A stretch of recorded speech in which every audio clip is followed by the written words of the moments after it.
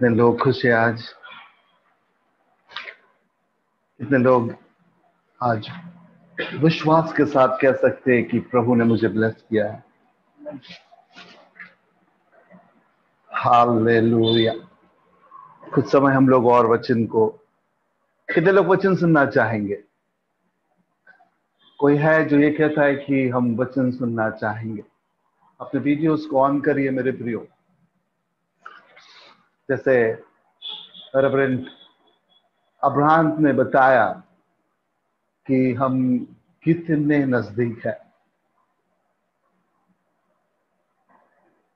मुझे पता है कि हम बहुत, मतलब आत्मा में मैं महसूस कर सकता हूं इन बातों को कि हम बहुत बहुत बहुत नजदीक है। हम लोग कई बार जब बिजली कड़कती है तो हम लोग टेरेस पर जाकर सोचते हैं कि क्या अब यीशु आएगा। हम इतने नजदीकी में है। सो याद रखिए मेरे प्रियो कि एक अमेजिंग चीज आपकी और मेरे लाइफ में प्रभु इन दिनों में करेगा। इसी श्रृंखला को, इसी बात को मैं आगे बढ़ाना चाहता हूं। यही टॉपिक को और गहराई में लेकर जाना चाहता हूं आपको। और इत्मीनान रखिए, आराम से। हम लोग घाई में, हम लोग ऐसा नहीं है कि हमको आज सब चीजें खत्म कर देना है। मैं चाहता तो आज फ्रेंडशिप डे के ऊपर आपको बहुत कुछ बताता, परंतु मेरे प्रिय आत्मा ने मुझे उन चीजों के लिए नहीं उभारा कि मैं आपको फ्रेंडशिप के बारे में अब बताऊं। परंतु जिस बात को पवित्र आत्मा ने मुझे सिखाया, जिसको वेटेज पवित्र आत्मा खुद देता है, मैं जानता हूं जिस टॉपिक को मैं शेयर कर रहा हूं कई लोगों को सुनना बिल्कुल भी नहीं है। कई लोगों को ऐसा लगता है कि ब्रदर ये चीज छोड़कर आप जो चीज बोलना है आप बोलिए, परंतु मुझे ये टॉपिक को मत बताइए। मैं यकीन करता हूं कि आप से पवित्र आत्मा बातें करे। मैं जानता हूं यहां पर जितने भी 61 लोग बैठे हैं आज, सभी को एक ही चीज की इच्छा है, और वो है कि हम कैसे सफलता की ओर जाए। एक वचन जो पिछले बार मैंने आधा छोड़ा था, उस वचन को मैं आगे बढ़ाना चाहूंगा। पहला योशुआ का पहला चैप्टर, उसका 7वां पद। और उस पद में एक चीज यहोवा ने योशुआ से कहा था कि जो बातें, व्यवस्था की जो बातें जो मूसा ने तुझे दिया है, उससे तू ना तो दाहिनी और मुड़ना ना तो बाहिनी। और जब तू ऐसा करेगा तब तेरे सभी काम, तू जहां पर जाएगा तू सफल होगा। आज कितने लोग सफल होना चाहते हैं? एक बात बताओ, हमारी सफलता तब तक पूरी नहीं है जब तक हम बादलों पर यीशु के साथ नहीं है। हम ये नहीं सोच सकते कि आज प्रभु ने मुझे बहुत सारा ब्लेस किया, बहुत पैसे दिया, बहुत सारे जगह मुझे ओपनिंग दिया। This is not the exact blessing. ये वो ब्लेसिंग नहीं है मेरे प्रियो। एक विश्वासी होने के नाते यदि हमारा अल्टीमेट, यदि कोई चीज सफलता, यदि हम जिसके लिए रुके वो एक ही है, और वो है जिस दिन हम उस बादलों पर यीशु के साथ पाए जाएंगे, वो हमारे लिए एक सफलता है। आप यदि अपना समय आज इस जगह पर देते हैं और आप वचन को पढ़ते हैं, वचन खोल खोल कर मनन करते हैं, मेरे प्रियो मुझे आपको बताने दीजिए कि आप उस सफलता के लिए आप यत्न कर रहे हैं। आप ये प्रार्थना कर रहे कि प्रभु मुझे सफलता की ओर लेकर जा। और वो सफलता केवल और केवल जिस दिन हम उस यीशु को बादलों पर देखेंगे। जब तक हम उससे लिपटेंगे नहीं तब तक हम असफल है। हमारे कार्य व्यर्थ हो जाएंगे। सो अल्टीमेट हमको जहां पर जाना है वो उस बादलों पर है। हमारा हमारा किसी के साथ में बैर भाव नहीं, हम किसी के आगे नहीं जा सकते, हम किसी के पीछे नहीं। ऐसा नहीं होगा कि इजराइल में 4:05 पर आवाज आएंगी और हमारे पास में 5:10। कभी नहीं हो सकता है। हर एक को एक ही ग्रेस है, एक ही आवाज आएगी। और परमेश्वर पक्षपाती नहीं है कि पहले यहूदियों को बुलाएगा और फिर बाद में बोलेगा हाँ इंडिया से जो बच गए अब वो भी आ जाइए। और इसलिए मैं बता रहा हूं कि इंसानों के साथ में हमारा बैर भाव, हमारी लड़ाई झगड़ा, हम उनके आगे और वो हमारे पीछे नहीं है। हमारा अल्टीमेट गोल सभी का एक ही है और हम चाहते हैं कि हम सभी जन उस बादलों पर पाए। मैं यकीन करता हूं, मैं जो आपको बता रहा हूं यही आपकी सोच है। यदि आपको ऐसा लग रहा हो कि नहीं, मैं ये जो ईवाईजी के लोग होंगे, ये जो प्रार्थना कर इनसे पहले बादलों पर जाऊं, नहीं हो सकता मेरे प्रियो। यदि मैं सोचूं कि नहीं वो उनकी उनसे पहले मैं जाऊंगा, it is not possible. So ultimate जो हमको जो सफलता है वो ये है सभी के लिए, जितने भी विश्वासी है, कि हम बादलों पर पाए जाए। परमेश्वर ने यहोशू को यही चीज बताया कि यदि तेरी सोच सिर्फ उस व्यवस्था के वचन की ओर लगा रहेगा जो मूसा ने तुझे दिया है, और उससे ना तो तू दाहिनी ओर मुड़ेगा और ना तो तू बाईं ओर मुड़ेगा, तब जाकर जहां पर भी तू जाए तेरे काम सफल हो जाएंगे। मेरे प्रियो, यही चीज आज पवित्र आत्मा ने मुझे इस प्लेटफॉर्म पर आपके साथ में शेयर करने के लिए बताया है। और मैं यकीन करता हूं कि आज मुझे परमेश्वर करेक्शन कराएगा, मुझे भी बहुत सारी चीजें प्रभु सिखाएगा। कई बार हम सोच सकते हैं कि क्या रीजन था परमेश्वर ने यहोशू को ऐसा कहा था। क्या आपको नहीं लगता कि क्या आप अपने आप से क्वेश्चन नहीं कर रहे हैं क्या कि क्यों परमेश्वर ने ऐसा कहा होगा यहोशू को? अब तो उसके पास में लीडरशिप की कमान आ गई, अब वो एक बड़ी कलीसिया का लीडर बन गया, परंतु परमेश्वर उसको ये क्यों कह रहा है कि सुन, ना तो इधर देखना ना तो उधर देखना, केवल और केवल उन वचन के तरफ ध्यान होना चाहिए तेरा। एक बात समझाना चाहता हूं मेरे प्रियो, यदि आप गूगल में सर्वे करें, यदि आप गूगल में टाइप करें और आप उसमें ऐसा डालें कि वर्ल्ड पॉपुलेशन में टोटल कितने परसेंटेज क्रिश्चियंस है, मैं बड़े इत्मीनान से आपको समझा रहा हूं, बड़े अच्छे से समझिए, बहुत सारी चीजें हम सीखेंगे आज। यदि आप गूगल में टाइप करें और आप वहां पर ऐसे लिखे कि कितने लोग इस वर्ल्ड में क्रिश्चियन है, 2020 के सर्वे में यदि आप देखेंगे तो 31% पूरे वर्ल्ड में क्रिश्चियनिटी है। 31%। यदि आप उस 31% में यदि आप ये पूछे कि ओके, इसमें से कैथलिक लोग कितने हैं और प्रोटेस्टेंट लोग कितने हैं, आपको एक बाइफर्केशन मिलेगा।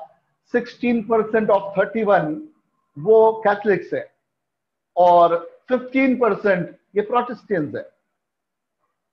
मतलब अब आप सोचिए कि देखिए, मैं अगर यहां पर कैथलिक लोग बैठे हैं, मैं किसी भी तरह से आपके सेंटिमेंट्स को मैं टच नहीं कर रहा हूं, मैं बस मेरी चीज आपको, मेरे जैसा मैं समझता हूं, मैं वो चीज समझा रहा हूं। इट इज नॉट लाइक कि मैं कैथलिक्स को साइड में कर दे रहा हूं कि नहीं नहीं इनसे इनके बारे में नहीं, परंतु मैं एक जनरल सोच बता रहा हूं कि अब 15% इस पूरे वर्ल्ड में प्रोटेस्टेंट है।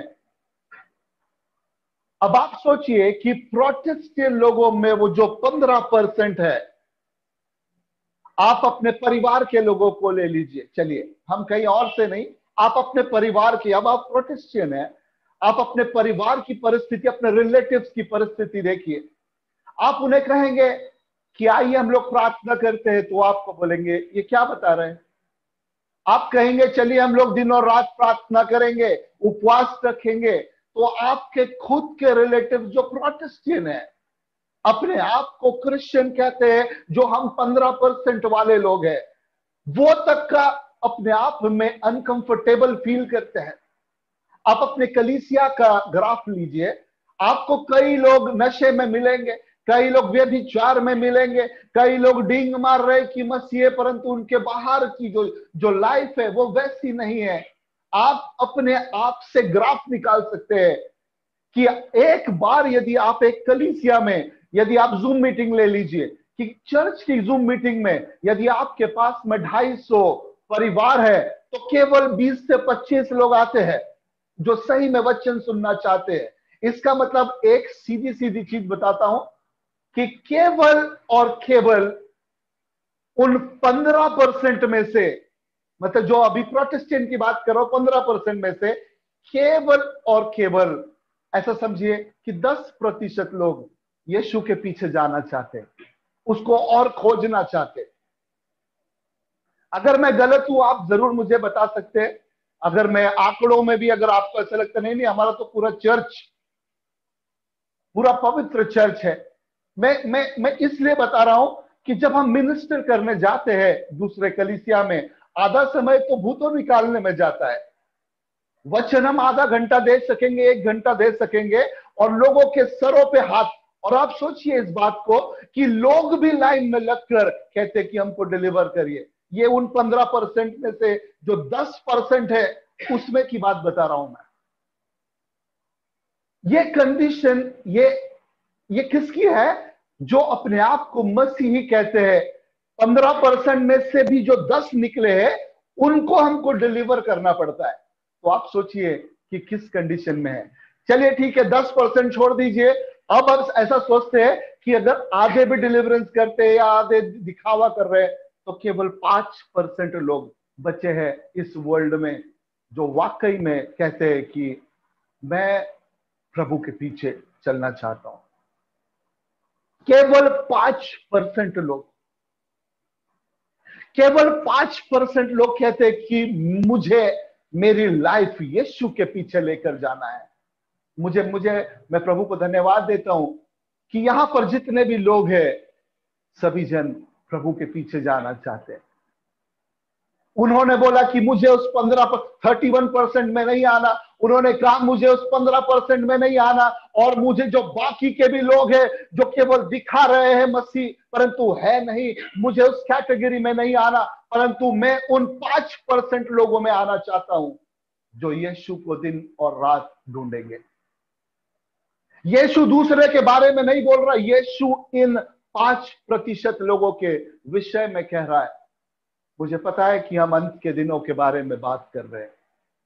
अब हम केवल 5% लोगों के विषय में हम बात कर रहे हैं। एक समय आया, जैसे आपने फ्लायर में देखा कि मत्ती उसके 24वें अध्याय में और उसके 4थे पद में, जल्दी से उसको निकाल कर पेश करिए।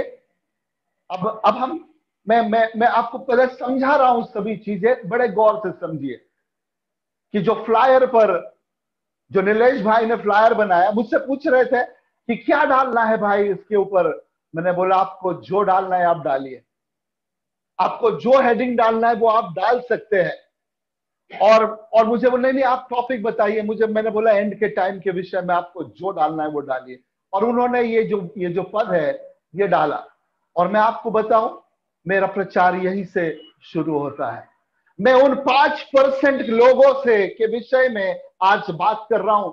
और केवल मैं ही नहीं, इवन यीशु भी इन्हीं 5% लोगों के विषय में बता रहा है। क्योंकि आपने निर्णय लिया कि अब मैं यीशु के पीछे जाऊंगा, जहां पर भी मुझे कुछ सीखने मिलेगा मैं वहां पर जाऊंगा। दिन और रात मैं प्रार्थना में समय दूंगा। और वहां पर जाके यीशु ने एक बात बताया, सुनिए मेरे भाई और मेरी बहन बड़े गौर से, यदि आज आप सेवा कर रहे हैं, यदि आज आप प्रार्थना कर रहे हैं, आज आप उपवास कर रहे हैं, मैं चाहता हूं कि आज पवित्र आत्मा की आवाज को बड़ी बारकाई से सुनिए कि इन 5% लोगों में जब आपने क्वालिफाई करा, आपके विषय में यीशु क्या कहता है। चेलों ने आया और यीशु से पूछा, उस अंत के दिनों के विषय में मुझे बताइए। और यीशु ने एक चीज बताया, सुनिए क्या लिखता है मत्ती इसका 24वां अध्याय 4था वचन। हाँ, यीशु ने उनको उत्तर दिया, यीशु ने उन चेलों को उत्तर दिया, सावधान रहो। उन 5% लोगों को यीशु ने बोला कि सुनिए सावधान रहना, कोई तुम्हें न भरमाने पाए। किसी भी तरह से। इतने लोग तो चले गए, 31 में से 5% बच गए, और अब आपके विषय में यीशु कहता है कि सावधान रहना, किसी भी रीति से कोई भी तुम्हें भरमाने न पाए। मेरे प्रियो, मैं आपके विषय में बात कर रहा हूं। यीशु ने आपके विषय में बात किया था क्योंकि आपने क्वालिफाई किया। अब तक की आपकी चाल आपने पवित्र रखी है, आपने किसी भी तरह नहीं देखा, आपने इस तरफ नहीं देखा, उस तरफ नहीं देखा, परंतु आपने बोला मैं मेरा जीवन परमेश्वर के वचन में दूंगा। और अब अंत का दिन आ चुका है मेरे प्रियो। यदि आपने गूगल में देखा, यदि आपने यूट्यूब में देखा, सुनिए चाइना में, अरब में, ओमान में, साउथ अफ्रीका में, यूके में, यूएस में, इंडिया में बाढ़ ही बाढ़ है। आप मैं कुछ नहीं बताना चाहता हूं, आप अपने यूट्यूब पर जाकर देखिए कि परमेश्वर का कहर किस तरह से आ रहा है। और अब यह समय है कि आपको समझ में आ जाए और मुझे समझ में आ जाए कि परमेश्वर कुछ ना कुछ कर रहा है। उस स्वर्ग में एक बहुत बड़ा भूचाल आ रहा है, और देखना कि एक समय अब बहुत ही नजदीक है कि एक बहुत बड़ी आवाज हम सुनने जा रहे हैं और यीशु आ रहा है। उस यीशु ने बोला कि अंत के दिनों में वो 5% लोग, सावधान रहना कि कोई भी आकर तुम्हें भरमाने न पाए, कोई भी किसी भी रीति से भरमान। अब हम केवल 5% बचे हैं मेरे प्रियो। अब ये आपकी और मेरी रिस्पॉन्सिबिलिटी है। आप लीडर जितने हैं, पास्टर्स जितने हैं, दिस इज योर रिस्पॉन्सिबिलिटी कि ये चीजें लोगों को बताई जाए कि सावधान रहो। मैं आपके कान की खुजलियों की वचन नहीं बता सकता हूं, जहां से मैं आपके लिए यहां पर आकर भविष्यवाणी करूं कि परमेश्वर आपकी लाइफ में बड़ी चीजें मिरेकल कर रहा है। नो माय ब्रदर, उस यीशु ने बोला कि सावधान रहना। कई लोगों को लग रहा होगा कि एक बहुत बड़ी जर्नी में हम लोग ऐसे बादलों में चले जाएंगे, परंतु यीशु आपको और मुझे चेतावनी दे रहा है कि सावधान हो जाओ। जैसे ही यीशु के आने का समय है, अपने आप को सावधान कर लो।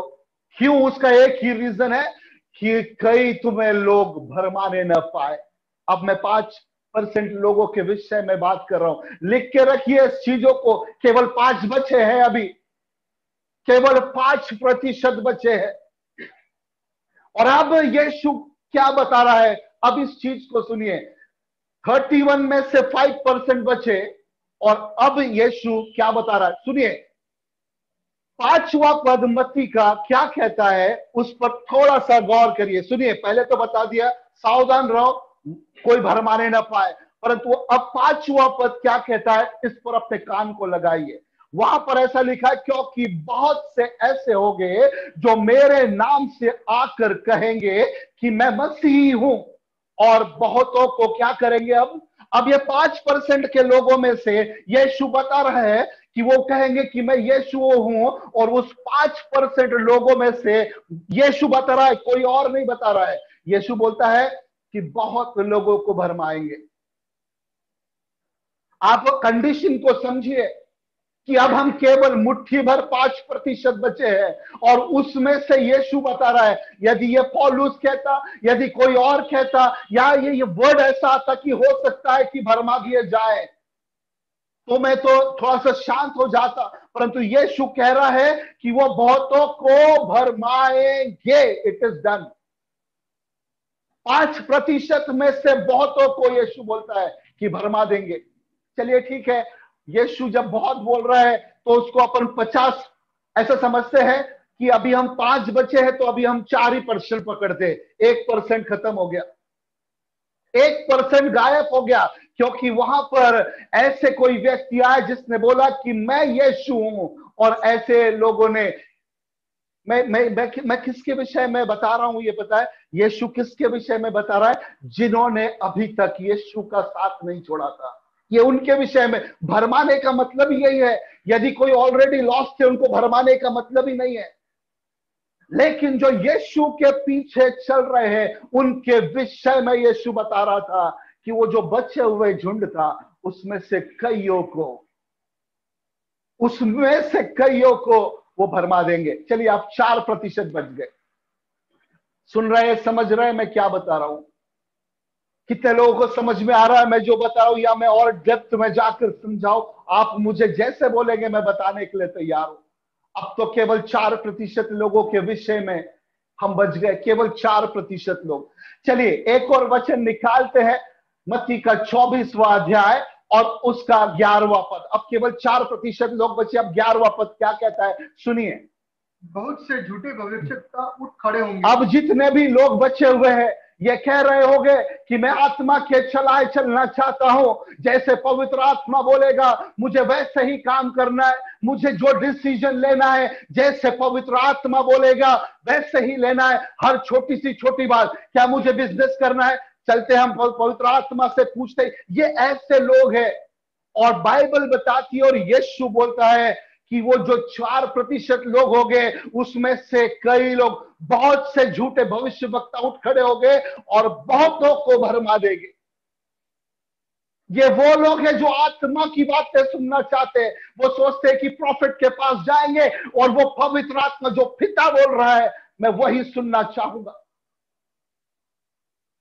और ये वो लोग हैं, यीशु बता रहे हैं कि ये लोग भी भरमा दिए जाएंगे। ये ऐसा नहीं है कि हो सकता है, ये ऐसा नहीं है। मैं बता रहा हूं, मुझे पता है कि प्रोफेटिक मिनिस्ट्री इतनी आसान सी मिनिस्ट्री नहीं है मेरे प्रियो। आज हर कोई प्रॉफिट के पीछे जाना चाहता है, हर कोई ये सोचता है कि मेरे लिए कुछ भविष्यवाणी हो जाए। कई लोग पैसे लेकर भविष्यवाणी सुनना चाहते कि मेरे लिए प्रभु क्या बोल रहा है। मेरे प्रियो एक बात समझिए, ये लोग स्पिरिचुअल है। ये जो ये सोच रहे हैं कि मैं पिता की आवाज सुनना चाहता हूं, ये सही लोग हैं। मैं ये नहीं बोल रहा हूं कि गलत है, परंतु इन्हें ये नहीं पता चलेगा कि कब हम फॉल्स लोगों से कनेक्ट कर लिए। और यीशु बताता है कि बहुतों को ये फॉल्स प्रॉफिट भरमाएंगे। कितने लोग को समझ रहा है मैं क्या बता रहा हूं? कितने लोगों को समझ रहा है? यदि समझ रहा है आप टाइप कर सकते हैं। यदि आपको समझ रहा है आप टाइप करिए कि यस आई एम अंडरस्टैंडिंग। जो 4% थे उसमें से भी 1% लोग, यीशु बता रहा है कि झूठे भविष्यवक्ता आएंगे और उन्हें भी लेकर चले जाएंगे। मेरे प्रियो आप 3% बचे हैं। सुनिए मेरी बात को, अब हम 3% की कैटेगरी में आ गए। यीशु ने बताया कि बहुत लोग भरमाए जाएंगे, इट मींस ऐसा होगा। ये कोई दूसरी बातें नहीं है कि ऐसा हो भी सकता है, नहीं भी हो सकता है। थोड़ा देर पहले आप ये जरूर कह रहे थे कि यीशु आ रहा है, जैसे हमारे पास्टर जी ने बताया कि यीशु आ रहे हैं और हम बहुत खुश हो रहे हैं कि यीशु आ रहे हैं। मेरा प्रश्न आज सभी से है, क्या आप उस कैटेगरी में है भी कि नहीं? कई झूठे, मैं सभी झूठे भविष्यवक्ता नहीं बता रहा हूं, कई झूठे भविष्यवक्ता आएंगे, उठ खड़े होंगे और कईयों को भरमा देंगे। अब हम 3% में आ गए। एक और वचन को पढ़ते हैं, मत्ती 24 और उसके 24। सुनिए, एक बात सुनिए, जो लोग झूठे मसीह से बच गए, जो लोग झूठे भविष्यवक्ता से बच गए, ये तीसरी चीज भी उनके लिए तैयार है मत्ती 24 और 24 में। और वहां पर क्या लिखा है सुनिए, क्योंकि झूठे मसीह अब झूठे मसीह और झूठे भविष्यवक्ता उठ खड़े होंगे और झूठे भविष्यवक्ता उठ खड़े होंगे। हाँ, और बड़े चिन्ह और अद्भुत काम अब दिखाएंगे। अब यहां पर पावर डिमॉन्स्ट्रेशन की बात आएंगी। अब आपने झूठे मसीह को छोड़ दिया, आपने बोला नहीं नहीं आई एम स्पिरिचुअल, मुझे पता है कि ऐसा नहीं हो सकता। आपने झूठे भविष्य वक्ताओं से अपने आप को अलग कर लिया। परंतु एक और चीज है कि जहां पर पावर डिमॉन्स्ट्रेशन आता है वहां पर आधे लोग, ऐसा भी हो सकता है, चाहिए इसको तो यीशु ने और भी डेप्थ में जाकर बताया कि वो तो चुने हुए को भी भरमा देगा। ऐसा भी हो सकता है कि जो लोग अपने आप को एक बहुत बड़ा पर्सन समझते उनको भी भरमा देगा। क्यों? क्योंकि अब पावर डिमॉन्स्ट्रेशन की बात है। तो अब हम 3 में से कितने परसेंट बच गए? अब हम 2% बचे। क्या वाकई में उस 2% में हम हैं? आपके इर्द गिर्द सभी लोग अपने आप को स्पिरिचुअल समझ रहे, आपके इर्द गिर्द है, आप ही के साथ में, आप ही के एक ही साथ में हम लोग बैठे हैं। हो सकता है कि एक पर्सन स्पिरिचुअल हो और दूसरा पर्सन ना हो सकता है। हमारे हमारे हम एक दूसरे के साथ बैठकर भी हमारे माइंड मैच ना हो सकता है। It is possible. एक बहुत ही गंभीर समय में है मेरे प्रियो। यीशु का आना बहुत ही निकट है। बस यीशु आने पर है। आज मैं प्रश्न पूछना चाहता हूं, क्या वाकई में उस 2% में हम अपने आप को पाते हैं? चारों तरफ ऐसे लोगों की भरमार है कि आपको हमेशा गलती चीजें समझ। आप मैं मेरे विषय में बताता हूं। 2009 में जब मैं बाइबल को लेकर घर घर पर जा रहा था, उस समय लोगों ने बोला पागल हो गया है। उस समय लोगों ने कहा, इवन यही नहीं, मैं आपको सच्चाई बता रहा हूं कि जब हम लोग प्रार्थना कर रहे थे, कल किसके घर पर जाना है पर पवित्र आत्मा बताता था। और दूसरी चीज, उस घर में भी स्वप्न आते थे। कई बार ऐसा हुआ कि हम लोग किसी के घर पर जाते और वो नाम के साथ बोलते कि आप ये है, और हम जब पूछते कि आपको कैसे पता, तो वो कहते थे कि स्वप्नों में आके कल ही पवित्र आत्मा ने हमको ये स्वप्न में नाम बताया कि मैं इनको भेज रहा हूं। मैं अपने आप को या हमारे ग्रुप को या हमारे लोगों को बूस्ट नहीं करना चाहता। मैं उस परमेश्वर की तारीफ करना चाहता हूं कि यदि आपके साथ में भी ऐसा हो, आप सच्चाई से चले और फिर भी आपको नेगेटिव चीजें सुनने पड़े, परमेश्वर चाहता है कि हम इनसे अलग हो जाए। मेरी बात को समझिए। क्या रीजन था कि उस परमेश्वर ने यहोशुआ को यह बोला कि ना तो दाहिनी ओर मुड़ना और ना तो बाई ओर? क्या रीजन है कि वो परमेश्वर हमको कहता है ना तो इस तरफ देख और ना तो उस तरफ देख? ये मैं नहीं कह रहा हूं, ठीक है ना? आप सुनिए, आप सोच रहे हैं भैया ऐसा तो नहीं है।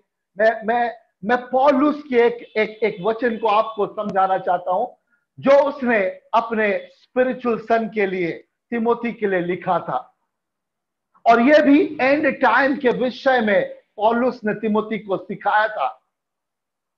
और ये पौलुस अपने बिल्कुल एंड जर्नी पर है, जहां पर उसे मौत के लिए बोला गया है कि कभी भी इसको मौत का एक फरमान आ जाएगा। और उस समय ये तिमोथी को एक बात बताता है। दूसरा तिमोथी उसका 3रा अध्याय और उसका 1 पद। दूसरा तिमोथेयुस उसका 3रा अध्याय 1 पद। हाँ, पर यह स्मरण रख, पर ये याद रख तू कि अंतिम दिनों में कि समय जब एंड का डेज आएगा, एक कठिन समय आएगा। सुनिए, ये जो कठिन वर्ड है, ये जो कठिन वर्ड है, ये एक और बार यूज हुआ है। इसको हिब्रू में, इसको ग्रीक में बोलते हैं कैलेफस। और यही वर्ड आपको एक और जगह पर मत्ती 8 में भी मिलेगा, जहां पर हम एक मनुष्य में एक लेजेंड्स की स्पिरिट को देखते हैं, बहुत सारे स्पिरिट्स को देखते हैं कि वहां से कोई भी नहीं जा पाता। उस जगह पर यह वर्ड आया है और वो है कैलेपस। मैं आपको इसके विषय में कभी और बताऊंगा। इसका मतलब यह है कि एक ऐसे जगह की वहां से पास होना, it is next to impossible. ऐसा समय आएगा, पौलुस ये सिखा रहा है कि ये बात याद रखिए, एंड के डेज में ऐसे समय आएंगे। हाँ, आगे। क्योंकि मनुष्य स्वार्थी, सुनिए कैसे लोग आएंगे कि जो भयंकर, जो बता रहा है कि एक भयंकर दिन आएंगे, वो भयंकर इसलिए नहीं है कि हमारे ऊपर परसिक्यूशन आएगा, इसलिए नहीं कि लोग हमको मारेंगे, कूटेंगे, सब चीजें करेंगे और हमको हमारे जान देना पड़ेगा। मेरे प्रियो, याद रखिए, हम वो विश्वास में है कि ये आने के पहले यीशु मेरा और आपका हमको लेने आएगा। हम ये विश्वास में है, हमको किसी बात की चिंता नहीं, हमें किसी बात का डर नहीं, चाहे जो भी हो जाए। और वे जो पौलुस जो तिमोथी को बता रहा है कि भयंकर दिन आएंगे, वो इसलिए नहीं बता रहा कि कोई आपको मारेंगे, कोई कम्युनिटी के लोग आपको बिहेड करेंगे, नो। परंतु उससे भी भयंकर दिन आने वाले हैं, जो पौलुस बताता है कि जहां पर लोग क्या होंगे, लोभी हो जाएंगे। वो जो 3% के लोग हैं, उसमें भी कई लोग लोभी हो जाएंगे। कई लोग अपने आप को बड़ा समझेंगे और डींग मार बना देंगे, अभिमानी हो जाएंगे कि परमेश्वर मुझे इस्तेमाल कर रहा है। और ये वो इसलिए पौलुस कहता है कि भयंकर दिन है। यदि कोई मारने आ जाए तो मर जाएंगे, चलेगा, परंतु ये उससे भयंकर चीज है प्रियो, कि जब हम ये जो क्वालिटीज बता रहा है पौलुस, जब एक स्पिरिचुअल बंदा अपने लाइफ में ले लेता है और वो कहता है कि मैं हूं वो सब चीजें करने वाला। मेरे प्रियो, बहुत भयंकर दिन हो गए कि जब एक स्पिरिचुअल बंदा पैसों के लिए यीशु को भेज दे, दिन अपने आप को बढ़ाने के लिए उसकी सेवा को भेज दे। और पौलुस बोलता है कि यह है वो खतरनाक दिन यीशु के आने के पहले। और वो तीमुथी को बोलता है कि तू सुन मेरी बात को। चौथे पद में क्या कहता है, सुनो। विश्वासघाती हो गए, आपके साथ में रह रहे, थोड़े ही दिनों में आपके अगेंस्ट में खड़े हो जाए। ये कौन लोग है, सुनो। मैं किसी और की बात नहीं, ये मैं वो 3% लोगों की बात कर रहा हूं। आपके साथ में खड़े, थोड़े दिन के बाद में आपके अपोज में खड़े रहेंगे। उसको बोलते हैं विश्वासघाती। थोड़े समय पहले जूडस ये टीम में था और थोड़े दिन के बाद में अपोजिट टीम का लीडर बन गया। ऐसे लोग रहेंगे। आगे बढ़ते हैं। विश्वासघाती, ढीठ कितना भी बोलो, रोज रोज वचन बोलेंगे, आपको बोलेंगे कि सुनो भैया, पश्चाताप करो, माफी मांग लो। वो बोलेंगे ये चीज छोड़कर सभी चीज। आप बोलेंगे 21 दिन का उपवास, मैं वो करने को तैयार हूं, परंतु ये चीज मुझसे ढीठ हो गए हैं लोग, क्षमा नहीं करेंगे, फिर भी अपने आप को स्पिरिचुअल रेस में आगे लेकर जा रहे। ओके, आगे। घमंडी, हाँ, परमेश्वर के नहीं वरन सुख विलास की के सुनिए, वाले होंगे। सुख विलास चाहिए हमको। क्या है भैया, आज लाइट चले गई थी तो हम वो जूम पर नहीं आ सके, घर में गर्म हो रहा था ना, तो इसलिए हम लोगों ने आज मीटिंग अटेंड नहीं करा है, गर्म हो रहा था। एलिशा के जो स्पिरिचुअल पुत्र थे, उन्होंने भी एलिशा के पास में आकर एक ही चीज बोला कि एलिशा, ये जो जगह जो तूने हमें दिया ना, ये थोड़ी सकेत हो गई है, ये छोटी हो गई है, और अब इसे हम बढ़ाने के लिए हम चाहते हैं कि थोड़ा सा हमारे पैरों को स्ट्रेच करें, हम थोड़ा सा सोएंगे, हम यहां पर अनकंफर्टेबल है एलिशा। और एलिशा ने उनकी बातों को समझ के कहा, जाओ तुमको जो करना है करो। और यही एक रीजन है कि उन्होंने बहुत कुछ खोया। आज कई लोग यही वजह से अपने लाइफ में बहुत कुछ खो देते हैं मेरे प्रियो। मैं आपको नहीं कहना चाहता हूं, मैं अपने आप को बता रहा हूं कि नितिन करेक्शन ले, नितिन सीख, क्योंकि अब तो 2% लोग बचे हुए हैं। अब कैसा होगा? कई लोग कहते हैं कि मैं डरा रहा हूं, मैं डरा नहीं रहा हूं, यीशु ने बोला सावधान रहो। और इसलिए मैं आपको कह रहा हूं कि सुनिए, सावधान रहिए। सुख विलास ही को चाहने वाले होंगे, हाँ, वे भक्ति का भेष तो धरेंगे, बड़े बड़े भक्ति का भेष धरेंगे। भैया स्पिरिट जो स्टेटस है उसके ऊपर आप वचन ही वचन, सुबह से लेकर शाम तक वचन ही मिलेंगे आपको, पर उसकी शक्ति को न मानेंगे। लेकिन जब हम उसके पावर के बारे में बात करें कि हम यीशु के नाम में क्या सामर्थ है, वो कहेंगे नहीं नहीं नहीं, उसको नहीं मानेंगे। हाँ, आगे भी अब पौलुस ने बहुत ही अच्छी बात बताई उसके नीचे, ऐसों से परे रहना। सुनिए, ये एक बहुत ही अद्भुत चीज है कि अगर आपको ऐसे लोग मिले आपके स्पिरिचुअल लाइफ में, ये तो मिलना है, ऐसा हो नहीं सकता कि आपको ये लोग ना मिले। अब ये अंत का समय है। आप कहेंगे कि मैं जाकर सुसमाचार सुनाता हूं, नए लोगों को विश्वास में लाता हूं, भैया वो सब करना, परंतु ये जो 3% लोग, 2% लोग हैं, यदि मिनिस्ट्री में, यदि आपके साथ में ऐसे लोग मिले, इनसे क्या करना? अपने आप को अलग कर लेना। पौलुस ने बड़े अच्छे से समझाया तिमोथी को, इसीलिए हम तिमोथी की पत्रिया और तिमोथी के बारे में हम लोग सीखते कि कैसा आज्ञाकारिता में उसने लाइफ जिया। क्या रीजन था कि परमेश्वर यहोवा ने यहोशू को कहा कि ना तो तू इधर देखना ना तो उधर देखना? एक ही रीजन है कि यही जो क्वालिटीज पौलुस ने तिमोथी को बताया, यही जो क्वालिटीज पौलुस ने तिमोथी को समझाया कि लोग डींग मार रहेंगे, सुख विलास की बातें करेंगे, और वही लोगों को परमेश्वर कहता है जोशुआ को कि अब तुझे इनको लीड करना है, वो है इजरायली लोग। सुनिए, आपको लग रहा होगा नहीं नहीं ऐसा कैसा हुआ ब्रदर, सुनिए, मैं आपको एक जो निर्गमन है उसका 17वां अध्याय उसके दूसरे पद में, वही इजरायली जिन्होंने देखा कि परमेश्वर ने कैसे उनको बाहर निकाला, मूसा से कहते हैं कि हमको पीने के लिए पानी दो। ढीठ लोग अपने सुख विलास की बात कर रहे हैं। यदि आप तीसरे पद में देखेंगे तो उसने ऐसा लिखा, तूने हमें बाल बच्चों के साथ यहां पर क्या प्यासा मरने के लिए लेकर आया? सुख विलास की बातें कर रहे हैं। उन्होंने इतना बड़ा चमत्कार देखा, लेकिन उस 6 लाख लोगों ने एक ने भी ये नहीं बोला कि मूसा, उस परमेश्वर से हमको प्यार हो गया। एक भी बंदे ने ये नहीं बोला कि वो परमेश्वर कितना महान है,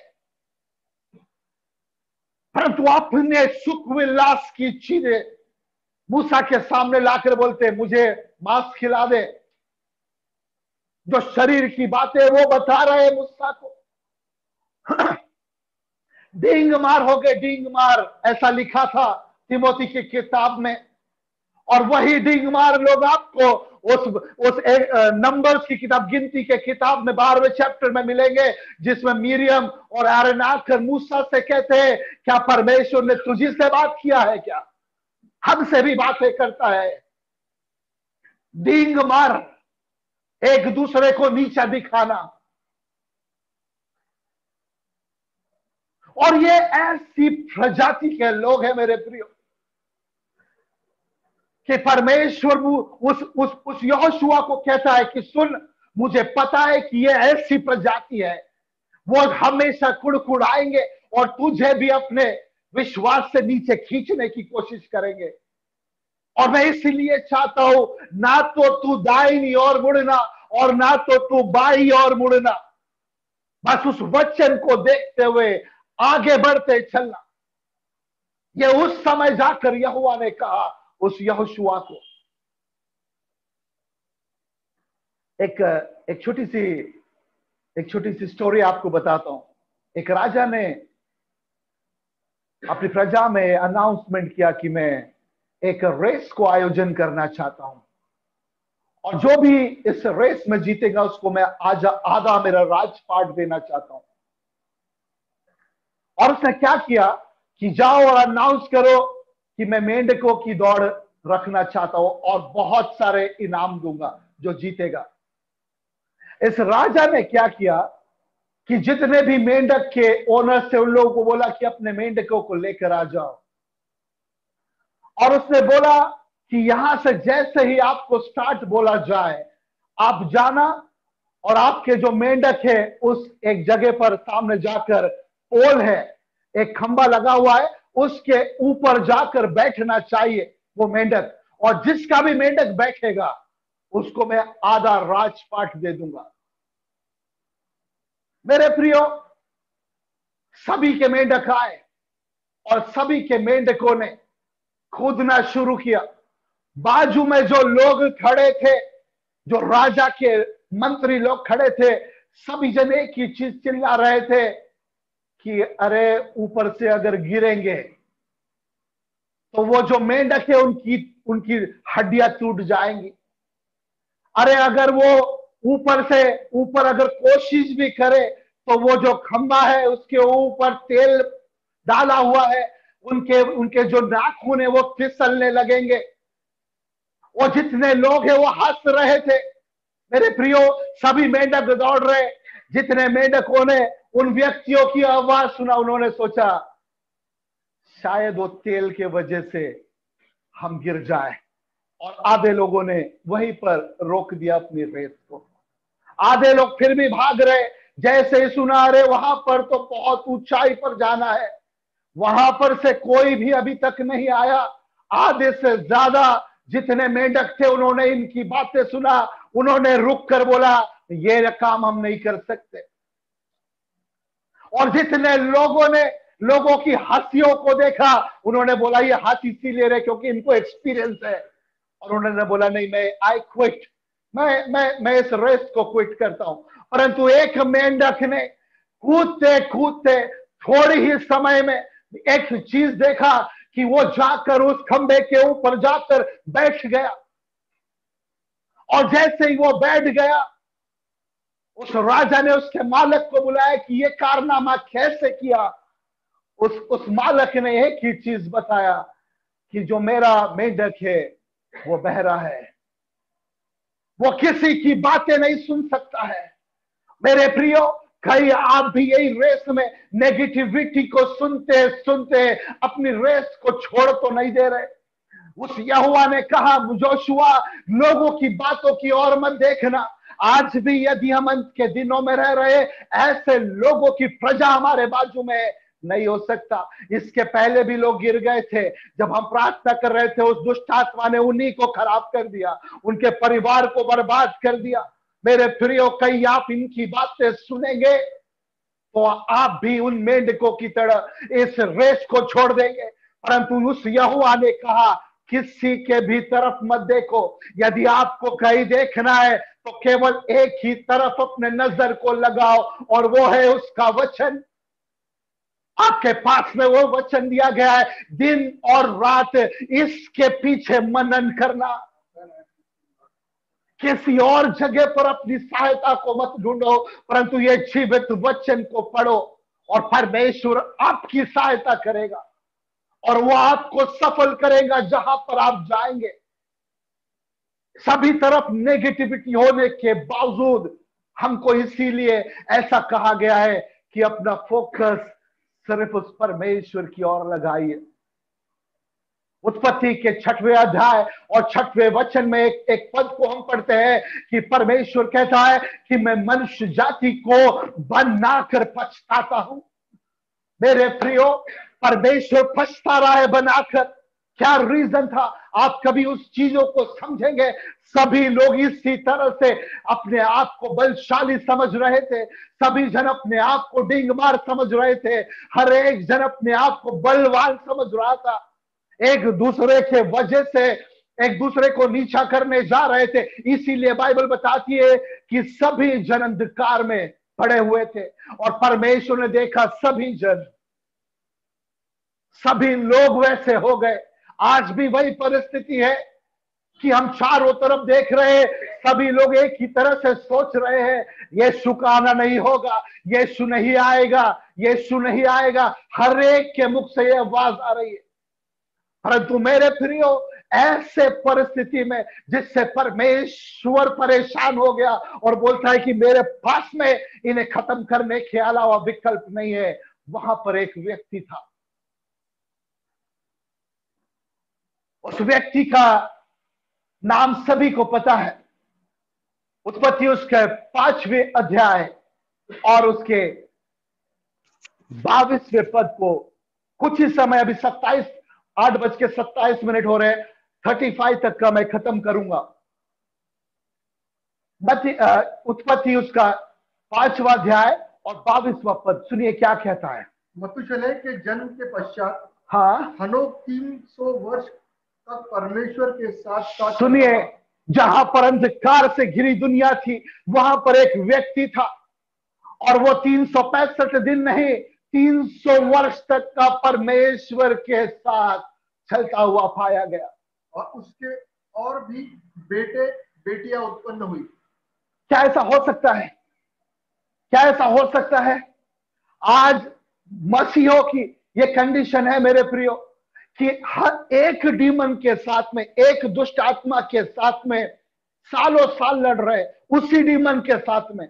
आज यदि कहा जाए कि व्यभिचार को छोड़ो, ओके, आते हाथ ऊपर करते, डिलीवरेंस पाते, 2 दिन के मीटिंग के बाद में फिर वापस से आते, डिलीवर करो मुझे, मैं व्यभिचार की आत्मा है। एक ही डीमन से सालों साल लड़ रहे।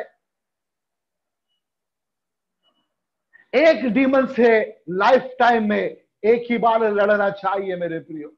यदि आज आपने बोला मैं नशे को छोड़ना चाहता हूं, इस डीमन को, ये this should be the end time, ये लास्ट टाइम होना चाहिए कि ये डीमन आपके लाइफ में है। 365 दिन अपने ग्रेस को पकड़ नहीं सकते, उस अनुग्रह को रख नहीं सकते। कई लोग आकर कहते हैं कि गुस्सा आता है भैया मुझे, हम कहते हैं कि चलिए आज प्रार्थना करते, गुस्से के स्पिरिट को बाहर निकालते, फिर 1 हफ्ते के बाद में वही स्पिरिट अंदर। क्या कंडीशन है? मसीहों की यह हालत है कि एक ही डीमन से बार बार लड़े जा रहे हैं। आज मैं आपको एक बात के लिए प्रोत्साहित करना चाहता हूं। आज अपने मुंह से कहिए, परमेश्वर एक डीमन से लाइफ में एक ही बार डील करूंगा, ये दोबारा मेरे लाइफ में कभी एंटर नहीं हो सकेगा। मैं 365 दिन की बात नहीं कर रहा हूं मेरे प्रियो, 300 साल तक का बाइबल कहती है। ऐसे अंधकार के वातावरण में हनोक ने बोला कि मैं मेरे आजू और बाजू में नहीं देखूंगा। हो सकता है कि ये बाजू के लोग व्यभिचार कर रहे हैं, हो सकता है कि ये सुख और विलास में जी रहे हैं, परंतु मैं अपनी दृष्टि परमेश्वर की ओर लगाऊंगा। चाहे परिस्थिति कैसी भी क्यों ना हो जाए, वो कहता है हनोक, चाहे कितना भी साल हो जाए, प्रभु मैं आपको नहीं छोड़ूंगा। यदि आप मिले तो मिले, परंतु मैं आपके खोज में लगा रहूंगा।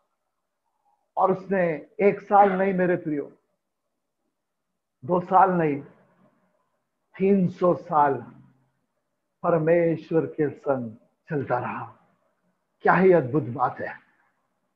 आज हम तीन दिन में परेशान हो जाते हैं। संडे के दिन स्पिरिचुअल हो जाते हैं और मंडे के दिन आपको बोलना पड़ता है कि प्रार्थना करो। चाहते हैं कि हम स्वर्ग में चले जाए, चाहते हैं कि रैप्चर हो रहा है, लोगों के लिए आप बता रहे कि रैप्चर हो रहा है, परंतु मेरे प्रियो, क्या एक दिन आप विश्वासी रह सकते हैं? एक दिन की बात कर रहा हूं मैं। हनोक 365 साल की आयु हुई है उसकी, और उसने परमेश्वर को प्रसन्न करा। क्या आपके लाइफस्टाइल से उस परमेश्वर को आपकी ओर अट्रैक्ट कर लेते हैं? क्या वो परमेश्वर आपके लिए कहता है क्या, यू आर दैट पर्सन, मैं तुझे तेरे लिए वेट कर रहा था। उस हनोक ने किसी की भी बात नहीं सुनी, किसी की भी बात नहीं सुना। और उसने बोला, जिस परमेश्वर ने हमारी ओर से मुंह को मोड़ा और मनुष्य जाति में मृत्यु को लेकर आ गया, मैं इस बात को यकीन नहीं करता और मैं उस परमेश्वर के साथ में दोबारा कनेक्शन करना चाहता हूं। पीड़ाएं आई होगी, परंतु मेरे प्रियो उसका प्रतिफल बड़ा हुआ। और बाइबल बताती है, मैं नहीं बताता हूं, बाइबल बताती है 24वें पद में, उत्पत्ति 5 और उसके 24वें पद में, हनोक परमेश्वर के साथ साथ चलता था, साथ साथ चलता था, फिर वह लोप हो गया आमीन। क्योंकि परमेश्वर ने उसे उठा लिया। कितने लोग उठाना चाहते हैं कि प्रभु मुझे रैप्चर में आप उठा लीजिए। कितने लोग चाहते हैं कि प्रभु रैप्चर में मुझे उठा लीजिए। हनोक ने एक दिन नहीं कि मैं एक दिन परमेश्वर के साथ साथ चला। बाइबल बताती है, पवित्र आत्मा ने लिखाया कि वो साथ साथ चलता गया। कब तक का? जब तक का परमेश्वर की आत्मा ने, जब तक कि परमेश्वर की आत्मा ने उसे ऊपर ना उठा लिया। मेरे प्रियो, किस रैप्चर की बात कर रहे हैं आप? आपकी कैसी तैयारी? वो 2% लोगों की बात कर रहा हूं मैं। क्या वाकई में हमारा वॉक हर दिन का, हर मिनट का, हर मोमेंट का क्या परमेश्वर के साथ है?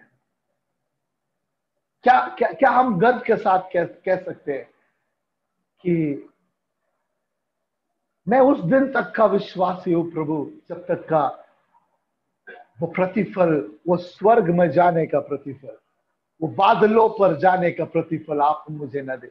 एक बात जितने भी विश्वासी है आपके लिए मैं पढ़ना चाहता हूं, पहला थिस्सलुनीयन उसका 4 अध्याय 17वां पद, आखिरी पद है, आखिरी पद है। और मैं चाहूंगा, मैं आपके लिए, जितने लोग रैप्चर के लिए वेट कर रहे, जितने लोग रैप्चर के लिए वेट कर रहे, सुनिए। तब हम जो जीवित और बचे रहेंगे, जितने लोग जीवित और बचे रहेंगे, उनके साथ बादलों पर उठा लिए जाएंगे। सुनिए, तब तब सुनिए, कब? जब हम यीशु के साथ में कंटिन्यूस वॉक, एक दिन नहीं, 2 दिन नहीं, कंटिन्यूस वॉक करते रहेंगे, तब जाकर हम कहां पर उठा लिए जाएंगे। आपका प्रतिफल वेट कर रहा है, आपका प्रतिफल वेट कर रहा है। और बाइबल बताती है कि तब हम बादलों पर उठा लिए जाएंगे, और एक दिन के लिए नहीं मेरे प्रियो, और वहां पर इस रीति से हम सदा प्रभु के साथ रहेंगे। कितने लोग चाहते हैं कि उस रैप्चर में हम भी पाए जाए, हमारे परिवार के? कितने लोग, कितने लोग? मैं तो मैं प्रभु से कहता हूं, प्रभु मुझे सिखाइए उन 2 में भी, अगर 2%, अगर 1% भी हो जाए, वो भी प्रभु, उस 1% में भी प्रभु मैं बने रहना चाहता हूं। क्या क्या क्या क्या आपको ऐसा लगता है कि नहीं, सही में मुझे मुझे जरूरत है प्रभु, मुझे जरूरत है मैं इस दुनिया में नहीं रहना चाहता हूं। कुछ ही दिनों की बात है मेरे प्रियो, कुछ ही दिनों की बात है कि अब हम बादलों पर जा रहे हैं। कुछ ही दिनों की बात। मैं किसी दिन आपको बताऊंगा कि हम कितने नजदीक हैं। आज भाई ने इस टॉपिक को लिया, आने वाले समय में मैं आपको बहुत सारी चीजें इस विषय में बताना चाहूंगा, परंतु मैं एक ही बात आपको बताना चाहता हूं, इसके बाद का जो पद है, और उसके बाद में हमारे बीच में पास्टर एलेक है, मैं चाहूंगा कि वो हमें प्रार्थना में अगुवाई कर। पहला थिस्सलुनीयन उसका 4 अध्याय और उसका 18वां पद। यदि आप तैयार है उस रैप्चर में जाने के लिए, यदि आप तैयार है उस प्रतिफल को पाने के लिए जो परमेश्वर ने यहोशुआ से कहा, तब तू सफल होगा। मेरे लिए तो वही चीज है, सफल बोले तो बादल, पर जब मैं यीशु पर लिपट जाऊं तब मैं सफल हूं, नहीं तो मैं सफल नहीं हूं मेरे प्रियो।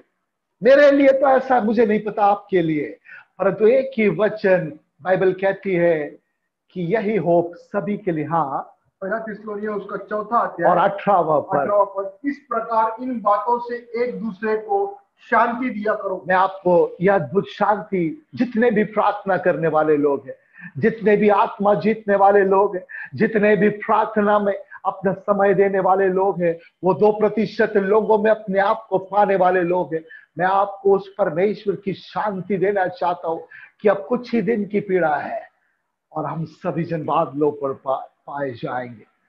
क्या हम तैयार हैं उससे मिलने के लिए? क्या हम तैयार हैं उससे मिलने के लिए? मैं I'm so much delighted। कुछ ही दिन में हम ऐसा देखने जा रहे हैं। आइए हम लोग प्रार्थना में जाएं।